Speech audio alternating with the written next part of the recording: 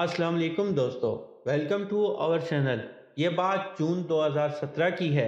चीन के इलाके मैदान में ज़हनी तौर पर माजूर लड़की जिंदा दफनाए जाने से बाल बाल बची। नींद की गोलियां खिलाकर उसे मारने की कोशिश की गई थी और फिर बीच बाजार में इसके जिस्म को लाश समझकर बेचा गया।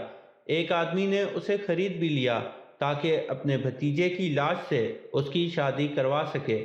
भतीजे के साथ दफनाते वक्त इस लड़की को होश आया और उसने शोर मचा दिया। पुलिस ने इस वाक़े की वजह से 5 लोगों को गिरफ्तार कर लिया। अगस्त 2016 में शुमाल मशरकी चीन की पुलिस ने 2 लड़कियों के कत्ल करने के लिए मा चोंगुआ नामी शख्स को गिरफ्तार किया। पूछताछ करने पर पता चला कि ये शख्स उन लड़कियों की लाशें इन खानदानों को बेचने जा रहा था जो अपने खानदान के मर जाने वाले अफराद के लिए दुल्हन तलाश कर रहे थे। शिंघाई यूनिवर्सिटी के प्रोफेसर हुआंग जिनचंग की रिसर्च के मुताबिक चीन में लड़कियों की लाशों की खरीदो फरोख्त धड़ल्ले से हो रही है। 2018 से 2010 के दौरान औरतों की लाशों की कीमत भी बढ़ गई है। पहले जो लाशें 30,000 से 50,000 युआन में बिकती थी, अब उसकी कीमत 1 लाख युआन है। बढ़ती हुई कीमत की वजह से लाशों की चोरी भी खूब हो रही है। 2015 में एक गांव से 14 लाशों की चोरी हुई थी। 2016 में इसे कानूनी जुर्म करार दिए जाने के बावजूद भी लाशों की चोरी जारी रही। इन लाशों की इतनी डिमांड क्यों है? चीन में मरे हुए लोगों की शादी इतनी आम क्यों है? हम आपको बताते हैं। ये रस्म 3000 साल पुरानी है। चीनी मुआशरे में शादी को बहुत अहमियत दी जाती है। चीन में एक शादीशुदा इंसान ही खुशहाल समझा जाता है। जब किसी कंवारे की मौत हो जाती है तो कहा जाता है कि इसकी रूह भटकती रहेगी और इसके घर वालों को परेशान करती रहेगी। इसलिए इसके मर जाने के बाद इसकी शादी दूसरी मरी हुई लड़की या लड़के से कर दी जाती है ताकि उसकी रूह को अकेला ना रहना पड़े। ये रस्म कई वजूहात की वजह से मनाई जाती है। इसकी एक वजह तोहम परस्ती है। कुछ लोग ये रस्म इसलिए पूरी करते हैं ताकि उनके मरे हुए घर वाले भूत प्रेत बनकर उन्हें सताने ना आ जाएं। मगर कई लोगों के लिए ये एक तसल्ली है कि इस रस्म की मदद से मरे हुए की रूह को सुकून मिलता है। ताइवान में जवान और कंवारे लड़के बड़ी तादाद में कोयले की कानों में काम करते हैं। ये काम जानलेवा है जिसकी वजह से उनकी मौत बहुत कम उम्र में हो जाती है।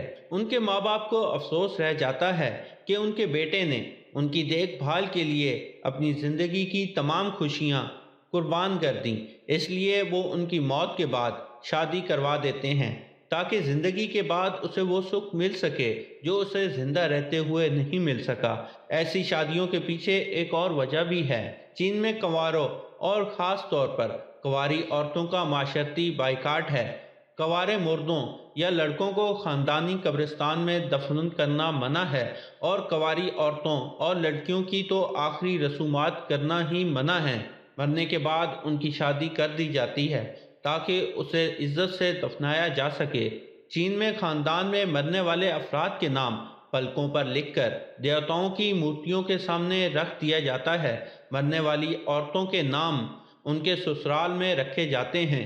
उनके मेके के लोग उसे नहीं रख सकते, इसलिए उन औरतों की शादी कर दी जाती है ताकि उनका नाम भी इज्जत और एहतराम के साथ देवताओं के सामने पेश किया जा सके।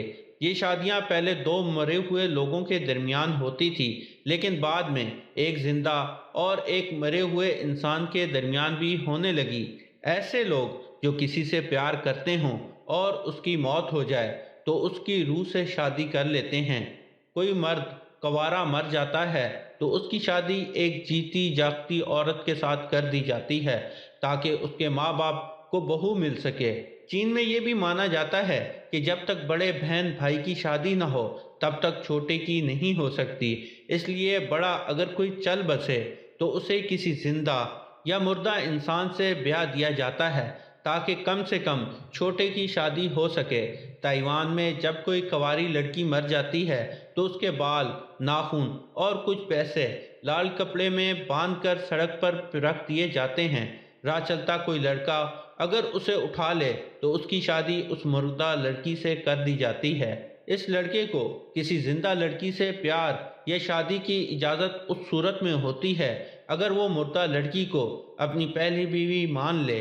یہ باقی کے چین سے الگ ہے، جہاں مرے ہوئے لوگوں کے لیے بھی خاندان، عمر، پڑھائی وغیرہ دیکھ کر ہی ساتھی ڈھونڈا جاتا ہے اور جہیز کا لین دین بھی کیا جاتا ہے۔ کچھ لوگ اپنے مرے ہوئے پیاروں کے لیے ساتھی ڈھونڈنے میں نجومیوں کی مدد بھی لیتے ہیں۔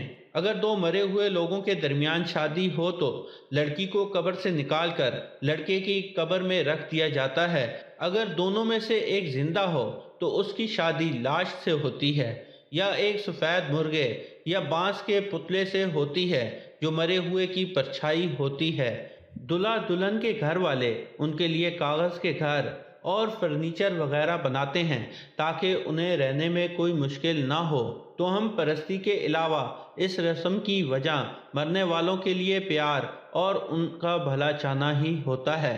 اس رسم کو منانے والے اپنے مرے ہوئے رشتہ دار یا ان کی ہمسفری کی خوشی اور بھلائی کے لیے ایسا کرنا چاہتے ہیں، مگر اس کے لیے لاشیں چرانا یا کسی کا قتل کرنا کیا غلط نہیں؟ چینی عوام کا کہنا ہے یہ غلط نہیں ہے۔ چین میں ایک عجیب کانسیپٹ ہے کہ اگر آپ کسی کا بھلا کرنا چاہتے ہیں تو اس کے لیے کوئی بھی غلط کام کرنا جائز ہے۔ کوئی باپ اپنے مرے ہوئے بیٹے کے لیے کسی لڑکی کی لاش خریدتا ہے تو یہ سوچتا ہے کہ یہ لاش چرائی ہوئی ہے تو کیا ہوا، چوری کرنا غلط کام ہے، لیکن میں یہ سب اپنے بیٹے کے لیے کر رہا ہوں، اپنے لیے نہیں۔ اپنے خاندان اور معاشرے کی نظروں میں ایک اچھا باپ اور اچھا انسان ہوں۔ چین کی حکومت مذہب اور توہم پرستی سے جڑی ہوئی رسموں اور رواجوں کو دھتکارتی ہے اور عوام کو ان رسموں کو منانے سے منع کرتی ہے، لیکن پھر بھی اس رسم کے خلاف آج بھی کوئی اقدامات نہیں کیے گئے۔ بے شک یہ رسم مرے ہوئے لوگوں کی بھلائی کے لیے منائی جاتی ہے، لیکن لوگ اس کے لیے چوری اور قتل جیسے جرائم کا سہارا لے کر فائدہ اٹھا رہے ہیں۔ اس لیے یہ رسم معاشرے کے لیے ایک خطرہ بن چکی ہے، خاص کر عورتوں کے لیے۔ ڈیئر ویورز، امید ہے آپ کو یہ ویڈیو پسند آئی ہوگی۔ پسند آنے کی صورت میں لائک کریں اور اپنے دوستوں کے ساتھ شیئر کریں اور کمنٹ باکس میں ہمیں اپنی قیمتی رائے سے ضرور آگاہ کریں، اور ایسی معلوماتی ویڈیوز کے لیے ہمارے چینل کو سبسکرائب کرتے ہوئے ساتھ موجود گھنٹی کا بٹن بھی دبا دیں۔ شکریہ۔